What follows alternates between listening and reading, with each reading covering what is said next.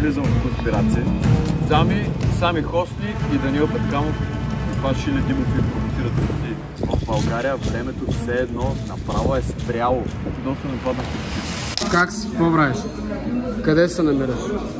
На границата, като влязох в Турция, сега пим политически чай, 3,60 ваш чая. 3,60? Има ли алкохол в чая? Не. Кажи за какво отивам в Турция, кажи. Ще ви да завладеем Константинопол, как се трябва този път? Да, за палка. Няма алкохол в чая.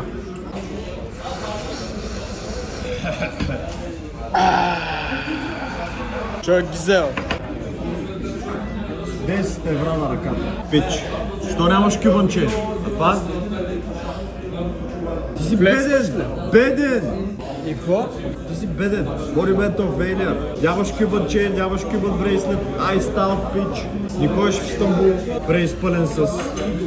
Не сме с рейс с S-клас.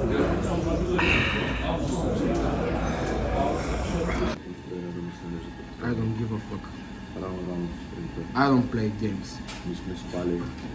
Що не си спал? Трябва да ви кажа, що не спах.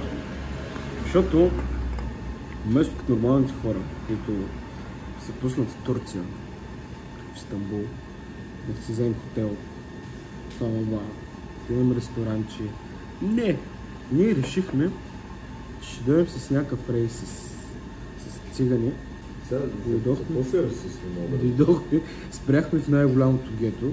Трябваше да спим в рейса от 2,5 до 6,5 и на всичкото отгоре имаше един дето хърка супер много. Ама супер много. Това беше като дъскорезница. Ти какво ще кажеш по въпрос? Аз не можах да издържа тази цялата история. Мисля да спа в багажното. И си ядем бюрек. Да. И се назъзнах пич. Толкова много студ ма броли. Can you admit? Що не си за приятелката? Защото в момента като види къде влизаме с какви хора. Ти представяш си сега с нас да имаше 2-3 бимбота пич и да видят къде отиваш, къде се качваш. Представи си сцената. Спира рейса на паркинга и ти да те питат къде ни е хотела. Как да им обясниш, че няма хотел?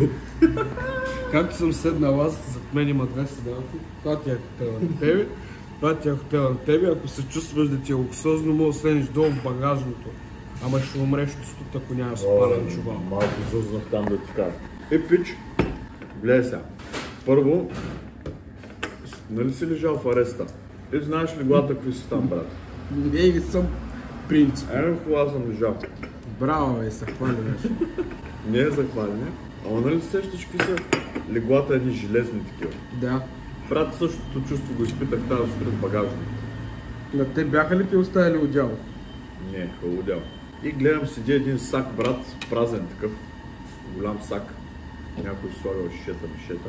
Взема го сака и влезе вътре в сака пич.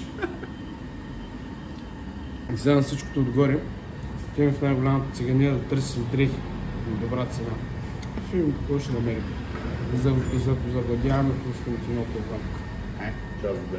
Чувствам се като пропър фес, честно ти казвам.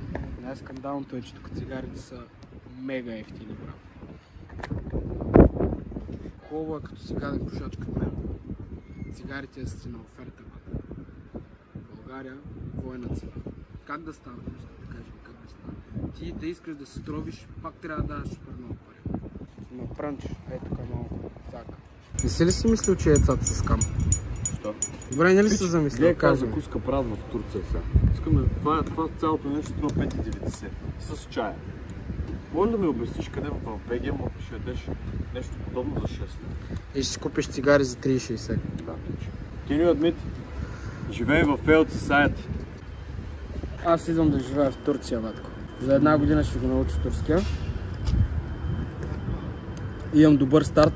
Работих 2 лета на Витуса. Основите ги знам. Гютун карпуз гиби. Напишете долу в коментарите какво значи това. Ама някой им.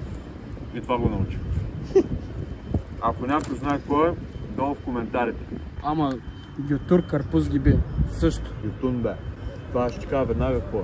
Ти не бе казан или в коментари трябва да кажеш. Не са ли сками яйцата? Да, дадаха ти 2 хляба. Не се занимай прекрасната закуска в Мертер. Много важна информация забравих да споделя на нашите зрители, които все още ги няма, но се надяваме да ги има. Така, днес сме в Мертер. Това е текстилният квартал на Истанбул и задачата в момента ни е да намерим най-добрата цена и най-добрата оферта, кой може да ни изготви собствен бранд тениски. Така че ще въдържим в течение и ако искате да започнете търговия с дрехи или да видите просто да си направите една разходка, да свирите как наебът с цените в България, може да дойдете в Истанбул в Мертер. И ви гарантирам, вие така или иначе се обличате от Мертер, просто плащате страшни наценки на българските търговци, което не е лошо, защото се подкрепя българската икономика. Но все пак, ако искате да спестите някой лев, напишете долу в коментарите какви дрехи предпочитате да носите и аз лично и колегата ще ви оставим контакти на всички фабрики и на всички местни производители тук с дрехи. Било то реплики, било то нормални дрехи. Благодаря. На топ цени. Поне 3 пъти по-ниски от тия, които плащат в момента. Даже и с транспорта пак ще излезе. Гарантирам. И качеството е много по-добро. Той е също да пече. И ви обещавам, няма да си сложа 1 лев наценка отгоре. Просто ще ви дам контактите, ще ви дам контакти на хората, които ги карат тия дрехи, така че може да ми напишете просто благодаря и да ми последвате YouTube канала и на явката YouTube канала много го последвате. Това ще е вашия знак за благодарност. Благодаря. Друго нещо, което ми да прави голямо впечатление, хора, в България времето все едно направо е спряло. Вие разбирате ли? Покажи. Тук няма човек, всеки пачка, всеки хъсълва. На светлини години са пред нас. Въпреки че по статистика икономиката ни е чак толкова напрегната. Но аз наистина ви уверявам, че тук е нещо страшно. Коренно различно. При нас всичко е спряло. Представя твоя приятел. Дори той е бачка. Дори той е бачка. Няма човек, дето да не бачка. Яката, колички, носят воде, видях едно лапе. Носеше една количка 3 пъти колкото ми го пича. То лапето беше толкова, количката беше 3 пъти над него и мъкне такова пълни буса. Какво ще правим, бе? Трябват пари.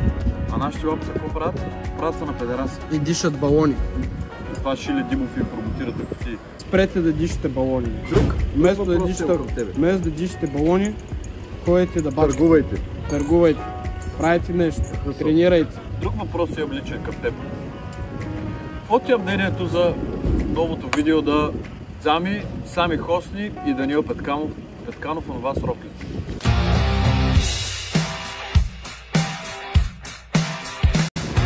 Може да изкажеш ми? Значи аз въобще не мога да разбера тия пичове с това цел го правят. Добре ще съберат внимание, ама какво внимание ще съберете хора? Ще направите на педераси, ще го говорят 1-2 седмици и след това нещо ще ви остане за цял живот. Дани, имаш деца. Зами, до ония ден говориш как мъжете вече не са мъже и ти се обличаш с Рокли. Как да стане? Какво искаш да стане? Ти промотираш тия неща и след това те виждат в Рокли, ти си буташ реномето изцяло. Тотално. Сринато. И какво? Продаде си душата. Файда, станеш ли по-богат? Ще успееш?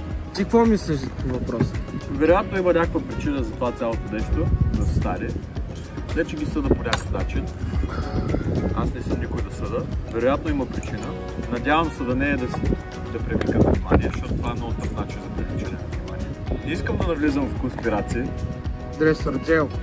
Да. Но ми се вижда малко лицемерно от ваша страна, понеже Сами тренира бойни спортове, говори за здравословно хранене, за джуджицу, за фитнес. Заби също провокираше мъжественост долния ден. И изведнъж тримцата се обличат с Рокли. Така, вие сте хора с влияние. Дори и да е малко, имате някакво влияние над вашата аудитория. Мислите ли, че окей, особено ти Сами, след като имаш 2 сина, как след време ще реагира детето ти, когато види баща си здрав, нацепен, харизматичен тип, облечен в рокля. Според теб, ще се срами ли твоето дете и ще бъде ли горд от тази твоя постъпка? Пак казвам, не съм никой да съда, просто разсъждавам, това е лично мое мнение.